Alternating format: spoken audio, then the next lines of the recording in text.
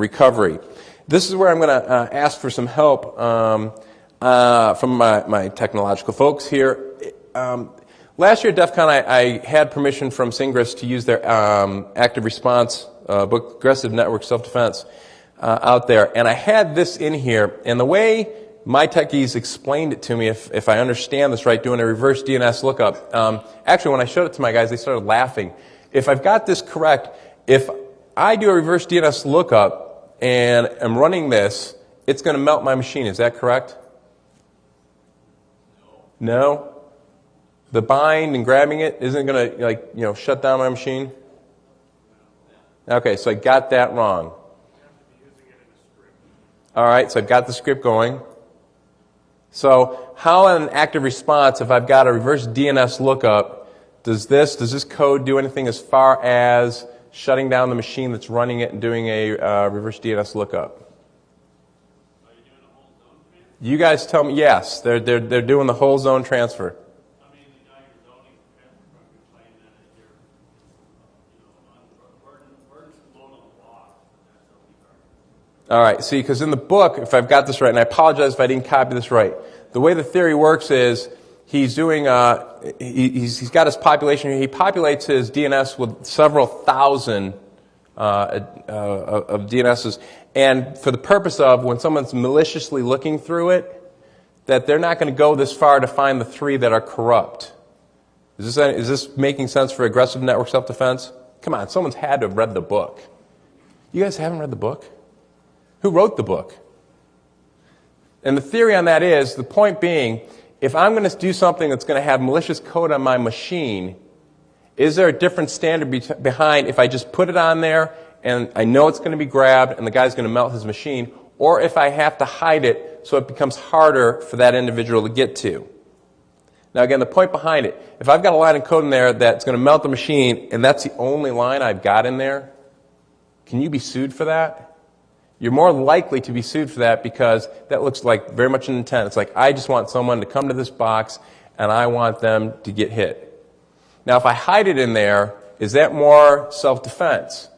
If they have to do more work, in other words, more work than a typical script kiddie's going to do, someone who's got a malicious intent to actually get in there and delve down into the system and find it, now I'm on more solid ground because that individual had to take more steps to actually get there. I'm going to get back to that aspect when we talk about kind of a liability for stolen code, because we're going to talk about a negligence standard and a duty of care. One of the active response or a nuisance case that actually came up that I did like was Universal Tube versus YouTube. Trespass channel was a very big case in this one, and what happened on a motion to dismiss, they let the trademark claim go forward, but they dismissed the trespass channel. As you might imagine, Universal is a tube and pipe mill, and they've been in business for 2 decades.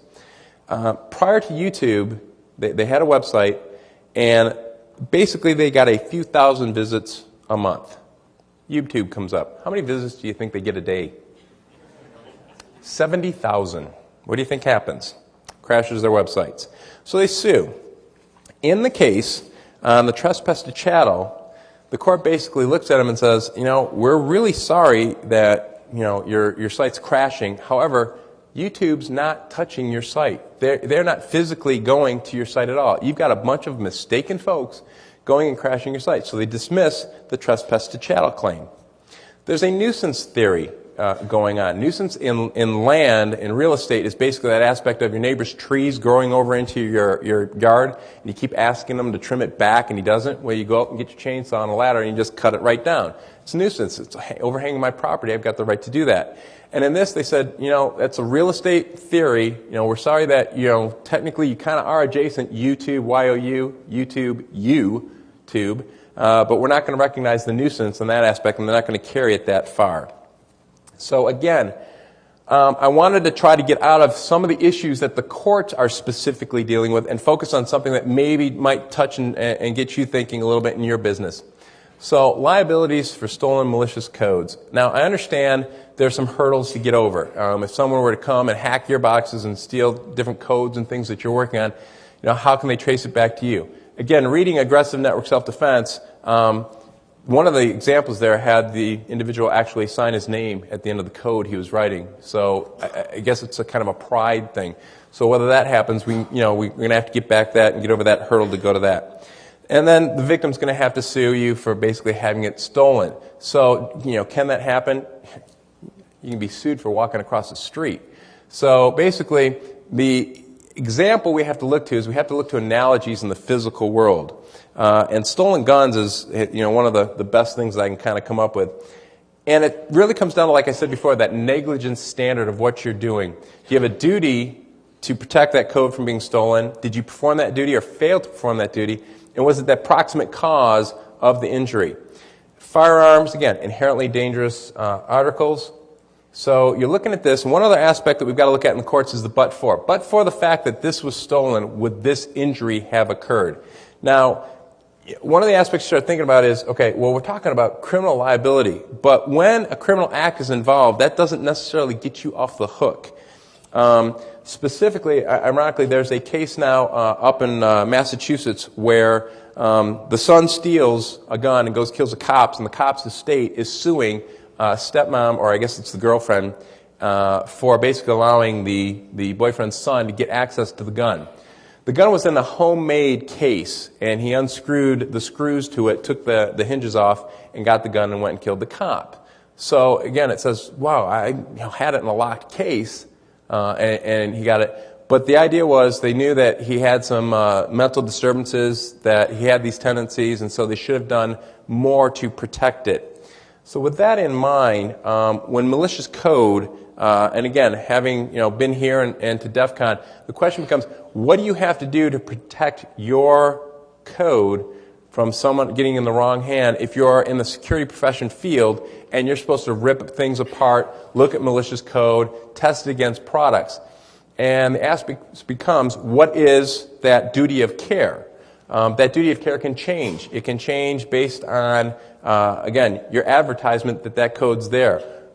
We got that question a lot, and I think the honeypot guys deal with that a lot in terms of entrapment. If you're out there in an IRC chat room talking up this site, hey, it's easily hacked, is that entrapment to go to a honeypot? Same thing here. If you're out there and you're in chat rooms talking about your research, is that something that is starting to have a higher duty of care? If you're giving presentations on it, such as at BlackHat, does your duty of care become higher? And how inherently dangerous is that you're researching, from the virus, worm, or a rootkit? These are things to think about in the field that you're doing, and by all means, if you want to be the first one to kind of test the waters, let us know. All right, diving into what the courts have been doing. Terms of probation are always an interesting aspect for folks after they get caught. Typically, it's got to be related to the offense. And we see these a lot in child pornography convictions. Basically, you can't have any connections to the internet for about 3 years, computers, a lot, yada, yada, yada. Computer hacking crimes, we've seen it again. The prohibition on how long you can be around computers. One judge went so far as to say, and part of it is I want you to get some real world friends, flesh and blood. Mr. Volker here actually got a lifetime ban on computer equipment and the internet. On appeal, you're kind of like the court recognized, the ubiquitous nature of the internet. There's no way you can uphold a lifetime ban. You got to like a judge who uses big words like ubiquitous, because clearly he understands that things like wireless communications are more than just shouting at your kids across the yard. So he understood that the internet's pretty big, and Mr. Volker can't be limited to that. Jurisdiction cases have been coming up a lot on this. We've had a couple good civil jurisdiction cases and criminal jurisdiction cases. I like the Davidoff case because it's a civil jurisdiction case, and it deals with, if I've got this right, the plaintiff's family members, ex-husband or ex-wife, but you're dealing with exes. And whenever you deal with exes, it's going to be a good case. The ex-husband is in New York, and basically the ex-wife and an aunt and an uncle are in Florida. They hack his website in Florida and change his webpage to read Pig of the Year and wonderful, flattering things like that. So he sues them up in New York for the hacking of the site, where the actual effect of it came in.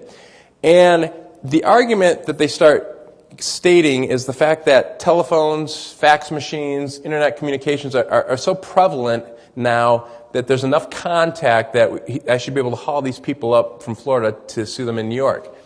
Well, the court goes back to, this is the greatest, oldest case about minimum contacts and how I can get you into court as international shoe. We're taught in law school that the first thing we do in the morning when we go into our law office is sleep. And but when you see the partner walk by, you've got to shout something out to make them think you're working. You always say, well, international shoe. And they're like, okay, the kid's working, good. It's minimum contact. You have got to have some contact to the forum that you're being sued in for us to get a grab on you and haul you in here. And in this particular case, they held that he did not have sufficient contact with the state of New York.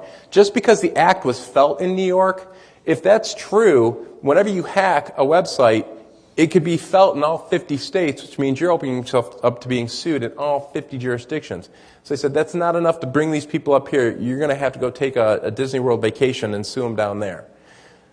With that, you have good old Mr. McCaig, who decided to go to Hawaii and take a whale watching trip. I'm not sure if alcohol was involved, but it was apparently a rough day at sea. He fell down on the boat, broke a couple of vertebrae, and wanted to sue them. Now, he's from Pennsylvania.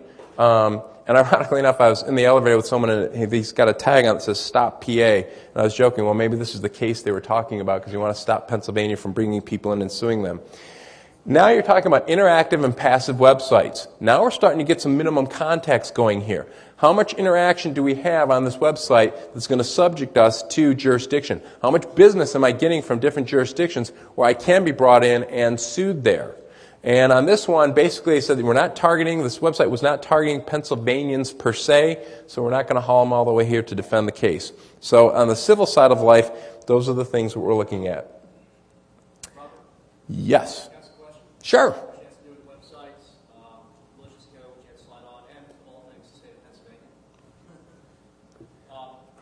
Theoretical case. Say you set a hacking site, website, where other hackers can post malicious code on that site. And that malicious code is used to cause damage. The suit is brought against, say, that hacker. Can you, as the operator of that website, also be held partially or fully liable for disclosure of that malicious code? All right, now this is the fun part of watching your webcams again, cast it back. So I'm going to repeat it because I don't know that it actually got heard. Okay, so I'm setting up a hacker's website where hackers can come and post code to that website, malicious code, and I'm kind of the moderator of it, and other people can come and download that code, look at it, and something happens, they download it from my site. Can I be liable for that? What do you think the answer is? The reason why I bring this up is in my state of Pennsylvania, there was an analogous case where there was a hunter on private property who accidentally shot a pregnant woman about 2 miles away. And the jury found that 90% of the liability went to the hunter for that accident, but 10% of the liability went to the owner of that property, even though he had nothing to do with the actual shooting. All right, and again for the camera, he analogized it to a case in which a hunter was out and shot a woman on, I guess, his private property, and she was quite far away. He was held 90% liable, and she was held 10% liable. Contributory liability. He's 10%, she's 90? Hunter 90%. Oh, the property owner?